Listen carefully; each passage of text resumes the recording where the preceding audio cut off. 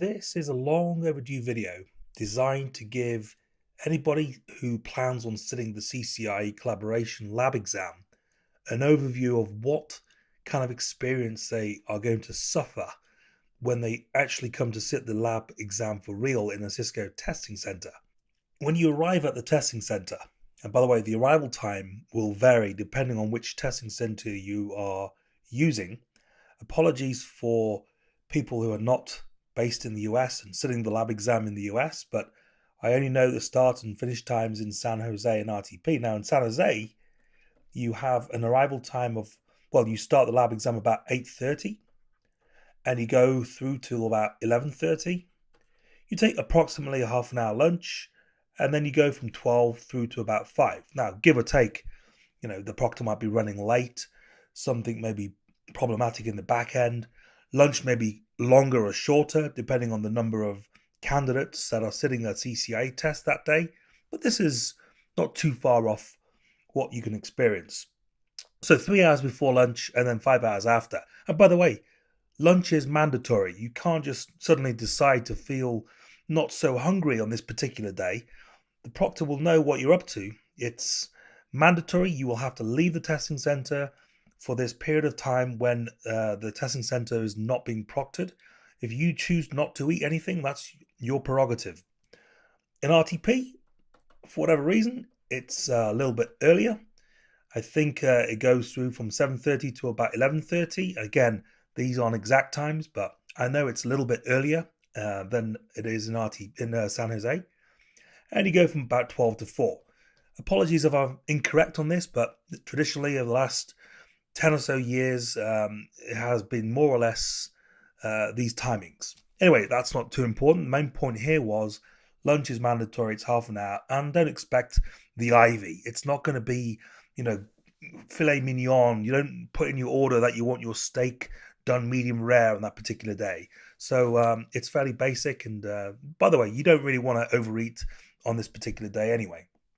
Okay, so you've arrived maybe 15, 20 minutes earlier. Maybe you're in San Jose, you arrive at 8 o'clock. In RTP, maybe you arrive around 7 o'clock, just to give you a bit of wiggle room in case there's bad traffic on that particular day.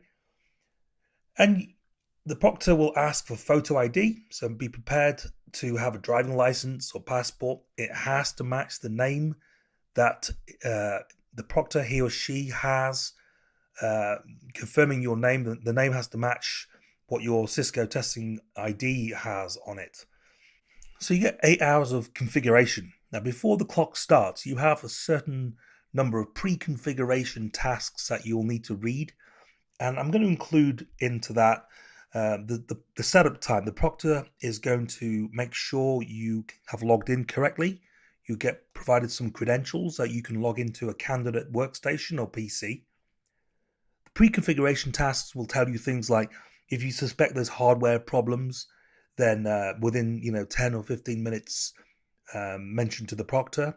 Don't wait till 4 o'clock and then say you've got hardware problems. You may not be given that time back. If you say you do a show CDP neighbors and you don't see any appliances on the HQ switch, for example, then maybe you can go immediately to the proctor and say you suspect there's a hardware problem because you can't ping the core manager and you can't see the CDP neighbors. So maybe then they'll stop the clock for you. The other kind of pre-configuration tasks you might see is they'll say you don't change firmware on the phones. So again, this will vary. I'm not 100% sure from memory, something along those lines.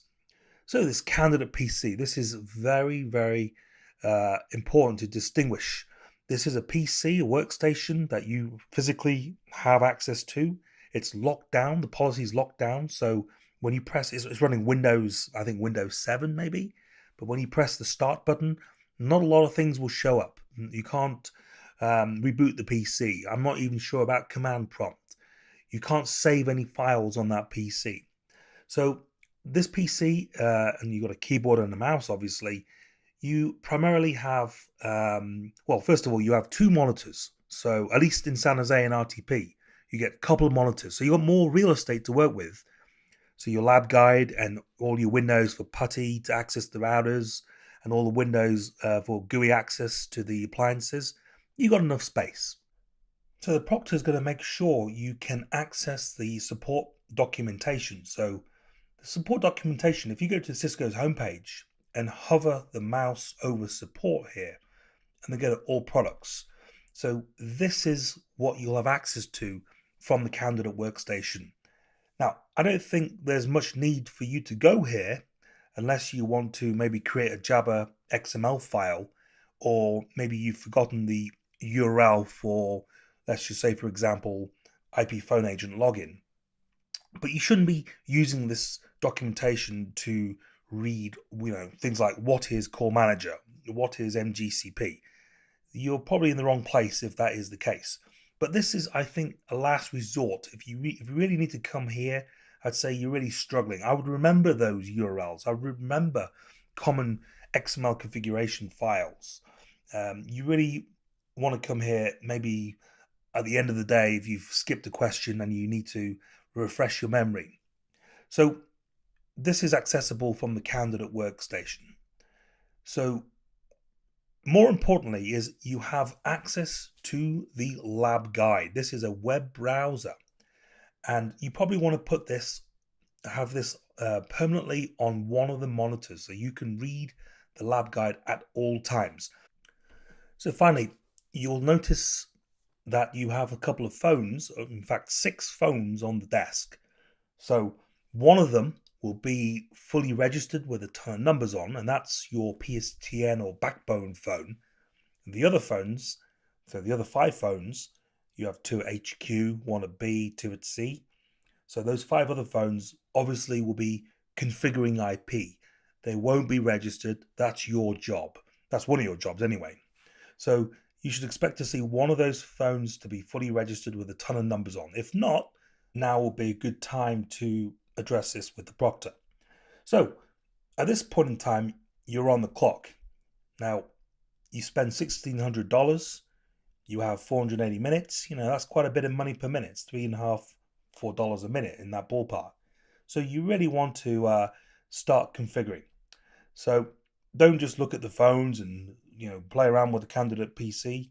You really want to start reading the lab guide and get configuring stuff. So more on the lab guide. The lab guide has 3 parts to it. You have the topology diagram, you have a link from a drop-down menu that gives you options for the topology diagram, all tasks, and individual tasks. So my suggestion is you have one window open to the topology diagram, so you can see that at all times.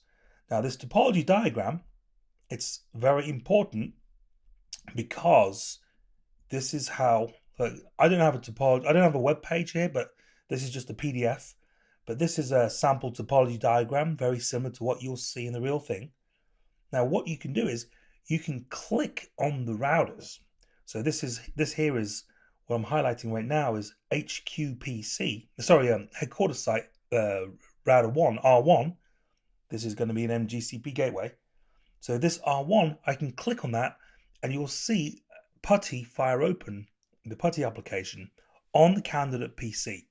So that will give you access to it. So you can do the same thing for R2 at site B over here and at R3. So you can open up PuTTY 3 windows, not tabs. So it's 3 separate windows of PuTTY by just clicking on the 3 routers there.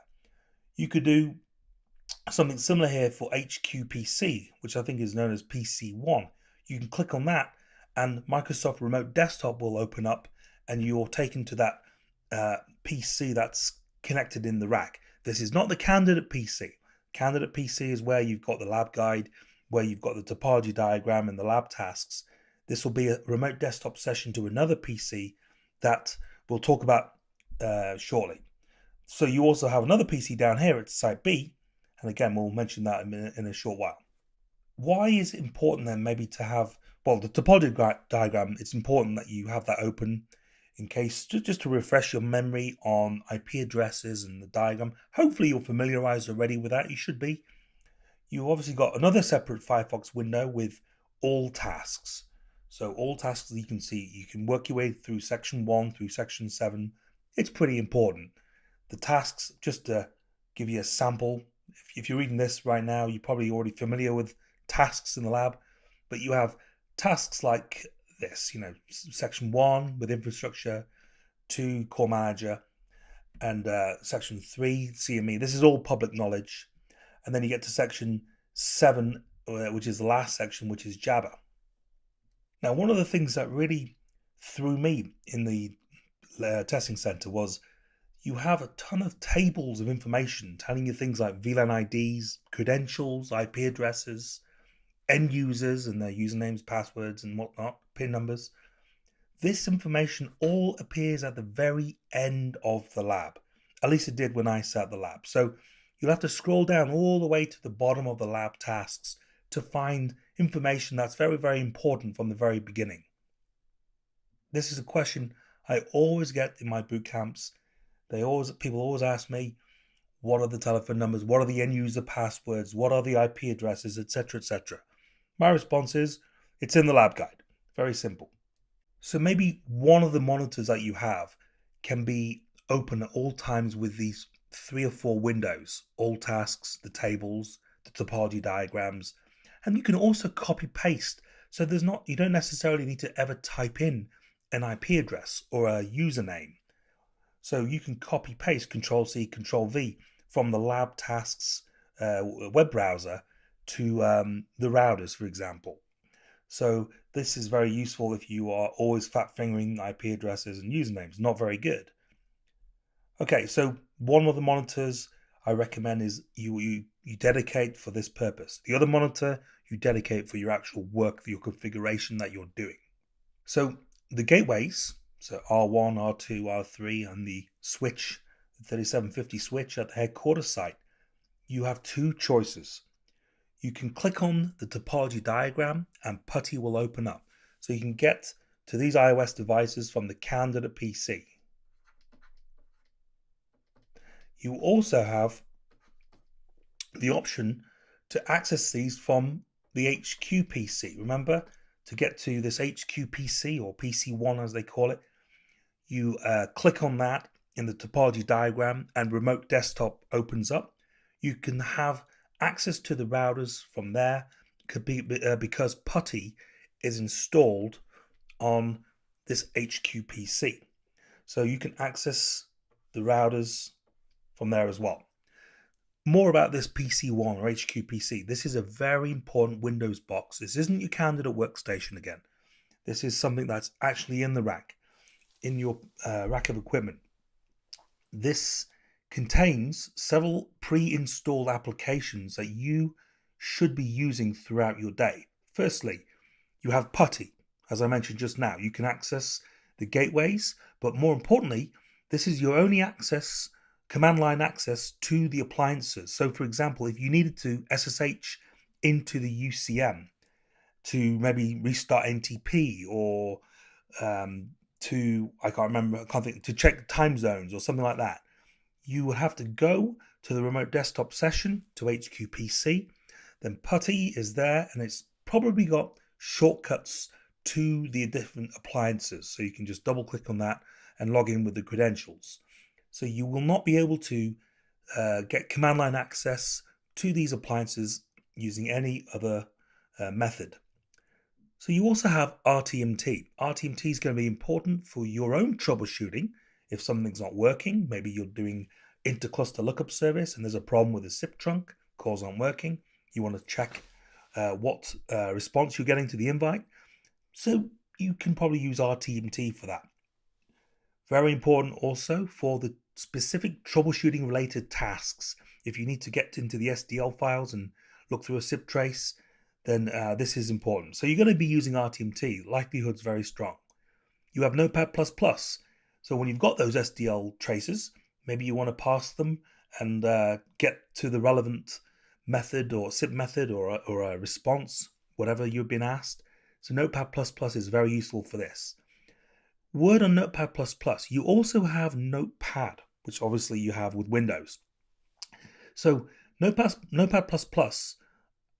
you want to make sure that autocomplete is turned off. I believe it is, but if you try and build an iOS configuration file, so let's just say you're using Notepad++ to build your base configuration file. For example, your dial pairs and your voice translations. It's often very useful and beneficial to do this in Notepad, and then you can copy paste and then modify. For example, you can have a 911 emergency dial pair, and then you maybe want to copy that and then create the local long distance international. So this is very useful to do in Notepad rather than doing it live on a router. So Notepad++ will be very problematic if you don't have autocomplete turned off. Back to Putty for a second, I digress. Putty, if you're in the habit of right-clicking to paste, as is the default, well, this is not the case, because obviously if you're not used to Putty, you're used to some other application, right-click is typically not a paste. So this is turned off. Right-click doesn't paste by default, but you can change that both on the HQ PC and the candidate workstation. So if you're a Putty user and you are in the habit of right-clicking to paste, so select his copy and then right-click his paste, you can modify that in the Putty settings if you want. But that won't be the default. If you right-click in the lab, it will not paste. So I mentioned Notepad++, then maybe you want to just make sure autocomplete is turned off. You have Jabber. Now, obviously, this is going to be very important to test in your Jabber IMP configuration tasks. You want to be able to fire up Jabber on this PC, and you also have PC2, which is also known as, in my case, Site B PC. This also contains Jabber. You have two PCs in the rack of equipment that have Jabber version 9.2 pre-installed. So this is obviously something you're going to come to as you've done section 7 IMP. You have Firefox. So GUI access to the appliances is fairly important, I would say. You want to configure Core Manager and IMP and Unity, etc., etc. You have access to this from Firefox on HQ PC. I think there's shortcuts. Don't hold me to that, but I believe there is. Finally, well, not quite finally, but you have, if you're going to be doing any contact center scripting, and it'll be fairly basic scripting, then the place you would have to use the contact center editor is either this HQ PC or this Site B PC, your choice. Now, don't believe this is installed, so watch out for that. Not installed. This is something that you would have to do. This is not particularly difficult. However, it does prompt you to reboot the PC at the end. Now, this is my HQ PC. So if you did install the contact center editor, and then for whatever reason you are mid configuration and you wanted to continue working on the Core Manager and whatever it is you're working on, and so this reboot would throw you off course for a little bit. You'd have to wait. Who knows how fast these virtual machines are running in the testing center. So this is something you maybe want to do over lunch before 10 minutes before lunch. Install the contact center editor. So you just get a browser to the contact center, and under plugins you install it, and then you get the reboot done over lunch. This will be very efficient use of your time. But so you install the editor, but you're not ready to reboot. You should know how to reboot the PC from the command line, because I think it's locked down. If you press the start button on the HQ PC, you don't have access to reboot the machine. So shutdown -R, /R, that should take care of business for you. And then that's something you should maybe do over lunch, so you're not losing any time on this vital PC that's very important for access to the entire rack. So you're done with your day, you finish, you're about to leave. You obviously want to save your configs. I would say look at the messaging sections and make sure that you don't. What do they say about MWI? Should MWIs be left on? Should they be left off? Just, you don't want to lose points unnecessarily because you haven't conformed to what they're expecting you to leave the rack, what state you leave the rack in. Same thing applies for the contact center IP phone agent login. Do you want your agents to be logged in, or should you have logged out? Extension mobility, same thing applies. If you have extension mobility, do you want the profile to be logged in on the phone or logged out? The troubleshooting files you have in the collaboration lab exam, certain tasks where you're asked to diagnose and leave, be able to go through traces and leave specific events. You want to make sure that you've named those files correctly, you've stored them in the appropriate location, because if you have incorrectly named a file, then I don't believe that they should give you the points. You can't follow instructions. So you want to avoid these careless mistakes. You may have done all the hard work and got the appropriate information in a text file, but just forgotten to save it, or you saved it in the wrong place or with the wrong file name. So I'll go through those again. And then finally, on Jabber, and this isn't a complete list, but these are some of the most important things. Jabber, do you want to leave Jabber open or should it be closed? Do you want, you've got two Jabber clients to remember on HQ PC and Site B PC. Make sure that you're leaving Jabber with the right mode. Do you want it in soft phone mode or do you want desk phone control mode to be active? Sometimes Jabber client can operate as both soft phone or desk phone control. Make sure that you're leaving it in the state that they're expecting. You want to avoid this careless loss of points. Very, very costly. And that should about do it. That should give you, hopefully, a high level overview, flavor of what you can expect in the real testing center. Thank you.